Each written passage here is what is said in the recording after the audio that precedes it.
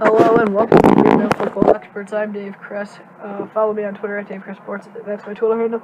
And today, another schedule rundown. This is the New York Giants episode. I already recorded this one before, and then when I went to put it up, I realized that it didn't record, so I got to re-record it now. And that's what I'm bringing for you now. Louis, I think he's doing the Redskins video. We're still working on the NFC East. After this, I'll do the Cowboys. The Eagles is already up for you, and these will be up in a few days coming up. After we finish up recording this episode, we'll be going and starting our fantasy episodes with the quarterbacks. So that'll also be available for you guys on youtube.com/slash NFL Experts. So here we go, week 1. The Giants are away in Dallas. I don't know if you remember, but the Giants were the defending Super Bowl champions going into last season. So they played week 1 on that Thursday night, or actually it was the Wednesday night. It was the presidential speech, and it was against the Cowboys, and the Cowboys just embarrassed the Giants on week 1. And I don't think they can embarrass them again in Dallas, but I do think they can pull off a win, even though Eli's always been very good in Dallas. He seems to get the job done every time he goes down there. I just don't think that the Giants always seem to start off slow going into the season, and I definitely could see that happening again for some reason. I don't know why, but it just seems like that happened. I mean, the year when they won the Super Bowl for the first time, they started out 0-2, squeezed in the wild card, and then went all the way to win it with that huge run they had in the playoffs. So I'm going to give this win here to the Cowboys. I think it's going to be a good game like last year, but I think probably towards the third or fourth quarter, the Cowboys are going to start pulling away and win it. I don't think it's going to be one of those Hail Marys or something like that, like coming down to the end of it. I think it's going to be a good game for the first half, maybe first 3 quarters of it, and then it'll start to pull away in the Cowboys' favor. Week 2, it's the Manning brothers facing off. It is home against the Broncos, first home game of the year. I don't think that the Giants are going to be able to win this one, though. I think that even though the Giants, or the Broncos are just too dominant, I think, to win for the Giants to pull off this game. Their defense has dramatically improved, getting Dominic Rodgers-Cromartie back there. So they lost. They still have Von Miller, who's debatably the best linebacker in the game, or one of the best linebackers / defensive ends in the game. They lost Ellis Dumervil, though. That'll be a big loss. But they got Bjorn Werner in the draft. He's a defensive end out of Florida State, and that he won't replace Dumervil, but he'll do the best he can. He'll probably only come not too many sacks behind him. I think he can get double-digit sacks if he starts there. Maybe a little less, probably like through 5 through 8 range, somewhere around there. But I think he's set up to have a good year next year, just because of the defense around him, and obviously Peyton Manning there. They added Wes Welker. That's going to make their offense a lot better. They got Monty Ball in the draft, the running back from Wisconsin. He looks good. They just released Willis McGahee a week or 2 ago. So I think that the Broncos have a better situation going on in Denver than the Giants do in New York, and I think they're going to pull it off, knocking the Giants down to 0-2. So after that, week 3 comes up at the Panthers. I think this is going to be a good game, but I don't know if you remember last year on Thursday Night Football, the Giants absolutely just crapped on the Panthers that game. Newton and nowhere. I remember I was happy because I was playing that guy in fantasy who had Cam Newton. I think he only put up like 12 points or something. So they really contained Newton. I think they can do it again next time this year. So got to give that one to the Giants, making them 1-2. Week 4 at the Chiefs. As you know, the Chiefs own the first overall pick this year. They also got a new head coach in Andy Reid. They drafted Eric Fisher, the left tackle out of Central Michigan. So he's going to have an impact. He's going to try to stop probably Jason Pierre-Paul, but even if he takes him out of the game, they're still going to have to deal with Justin Tuck and Chris not Chris Kane anymore, Linville Joseph, a defensive tackle they drafted, Jonathan Hankins, the rookie defensive tackle. They have Demontre Moore, another defensive end. So their line just looks just as dominant as it has over the years. So I think that with all these, I think they can contain Charles to maybe even, if they can just contain Charles to like 100 yards and stop Bo, which really seems to be their only threat in the second, or with their receiving core. Even though the Giants seem to, when I watch pretty much all of the Giants games because my Bills are on at 1 pretty much every game except for 3 this year, and I pretty much everyone in my family is a Giants fan, so I find myself watching their games a lot. And their defense just gets absolutely picked apart. Not their defense, their secondary. It's just they run so nice. I'm not a big fan of it. It works for them, it seems, but it just seems like they get picked apart. And so if they can just a lot of holes with what I'm trying to say. I think they give too much yards. I wonder how much what in the league they were last year passing yards, but they could be good. From my personal, just the way I remember it, they look pretty bad. It seemed to me like they were doing pretty bad. So I'm still going to give this win here to the Giants. I like what they're doing with their running backs. They got David Wilson. He's going to be a second year, looking to start, but with Andre Brown to complement him, probably with those goal line carries, because he was a monster with those before he got hurt last year. And with Ahmad Bradshaw now in Indianapolis, that would be interesting. I think he could start there. There's no one to stop Wilson, and no one in his way besides Brown, who's probably going to be a backup. Like I said, it's going to be a two running back tandem. It's not going to be just Wilson running the show. And Eli's going to be Eli with his two receivers, Cruz and Nix. Still Ruben Randall. He kind of showed himself at the end of the year last year, and I think he's a good receiver who will probably have a better season than last year. I don't know if he'll hit 1,000, probably like 600 yards around there, maybe a little more. You can see. So I'm going to give this one here to the Giants, making them 2-2 back to 500. Going into week 5, they're playing the Eagles. I think this one's going to be a pretty good game. They always are good games against the Eagles with the Giants, and I'm going to give it here to New York. I think the Eagles have blew up their secondary, but they built it back up. But they lost all of their players. Nnamdi, Asante Samuel, they traded away last year, and Dominic Rodgers-Cromartie, like I mentioned earlier in this episode, he is now a part of the Denver Broncos. And Nnamdi Asomugha is with the 49ers. That just made their defense that much stronger. So I think the Giants can have a big receiving game here, even if Wait, didn't the Giants also get Cullen Jenkins, I believe? Louie will know about the huge Eagles fan, but pretty sure they did get Cullen Jenkins, which is just going to make their defensive line even better for the Giants. So the Giants got a pretty good situation here. That's why I think they have a good shot at making the playoffs next year. But we'll see how they do when these episode continues. So yeah, like I said, I'm gonna give this win to the Giants, making them 3-2. Week 6 now at the Bears.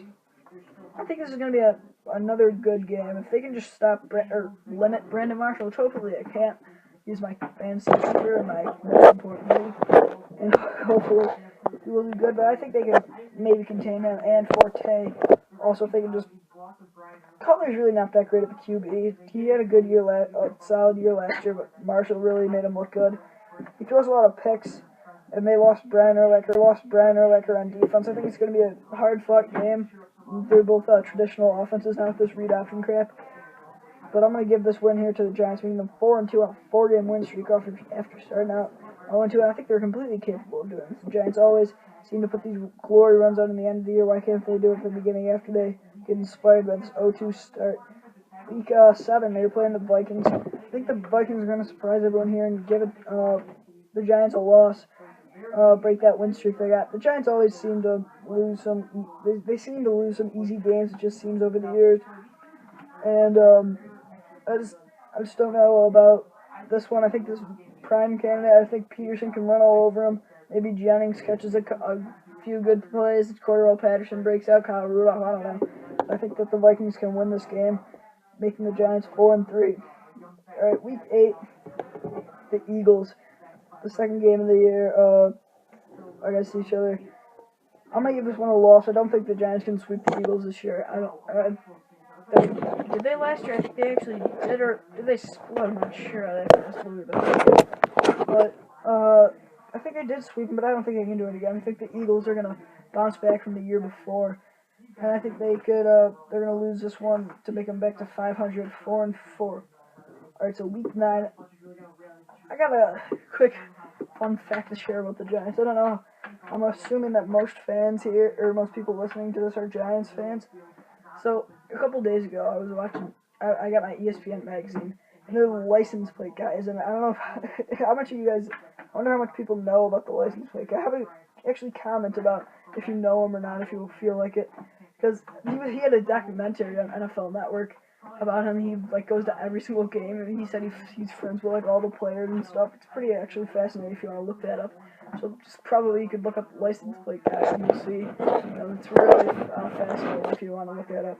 So after that, so week 9 bye, making them 4-4. Then they play week 10 the Raiders. The Raiders got Charles Woodson to go along with their secondary, and DJ Hayden. They drafted 11th overall or 12th overall. They traded their 3rd overall pick to the Miami Dolphins, and I think the Giants are going to win this one. Actually, who knows how Darren McFadden will be doing at this point of the year? Week 10. So I think there's a good shot he'll be hurt, and even if that, he's not the most reliable runner. He's kind of streaky, so even if he does break out, I don't really like what else the Raiders got going on there. So I'm going to give this win here to the New York Giants, making them 5-4. Week 11, the Packers are going to give this one another win to the Giants here. I think the Giants just dominate the Packers. They crushed them. I don't know if you saw it last year Sunday night. They absolutely crushed them. And they did it the year before in the playoffs when that was a really fun game. I saw Hakeem Nicks caught the Hail Mary before the end of the second half. That was pretty funny. I was watching that that Super Bowl video because my dad gets it every time they win the Super Bowl. And like Lawrence Tynes was walking in, and then Justin Tuck came running up and was all happy because it was really an interesting play. It was an interesting game. The Giants absolutely shut down Aaron Rodgers and the Packers. And so I'm going to give it the win to the Giants, making them 6-4, going up against the Week 12, going up against Cowboys Week 12. Like I said, Week 1, I had the Cowboys winning. I talked about the Cowboys. They have good, I like their receivers, and Dez Bryant. I think he's a good receiver. I think he's being a little overhyped, but he's still going to be one of the best receivers, fantasy-wise and normal-wise, and just receiving. He's got a good punt return. He's a good punt returner. The defense is getting better. Romo's a solid QB. Doesn't seem. I said this. I don't know where I said this. I think it was on a podcast or something. But I don't think he's clutch. I don't think he's clutch really. I don't think he can win these big games. I mean, Week 12 is not necessarily a big game. That's why I don't think they think the Cowboys are going to go anywhere because of Tony Romo. I think they really got to fix something there. So I'm going to give the win to the Giants, having them on a 3-game win streak now, making them 7-4. Alright, so Week 13, they're at the Redskins. I'm going to give this one a loss. Their first matchup against the Redskins of the year.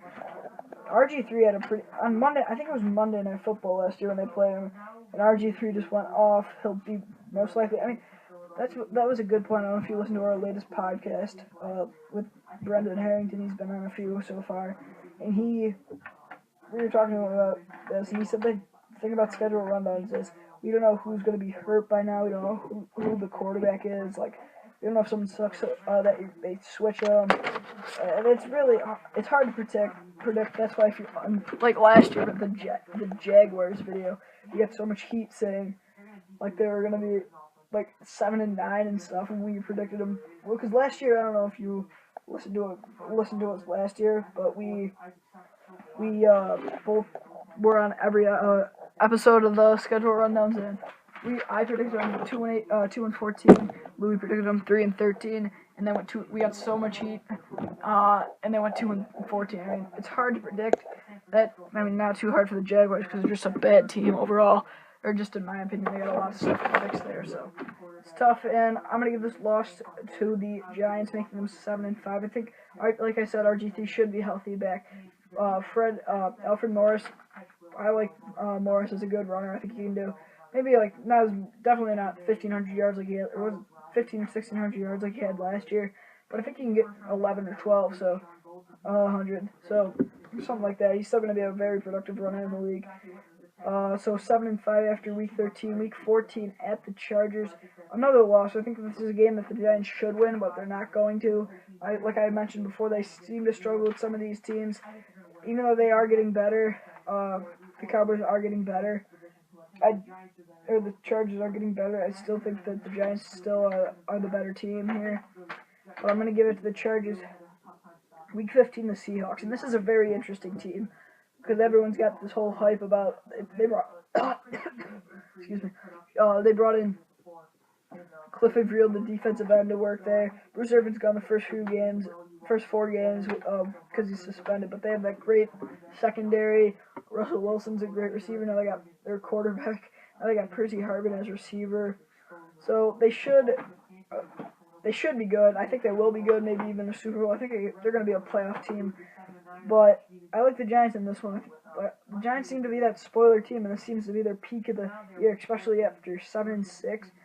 That means they've pretty much got to win out if they want to make it. I think they can beat the Seahawks here. Week 16 at the Lions. A win here to the Giants.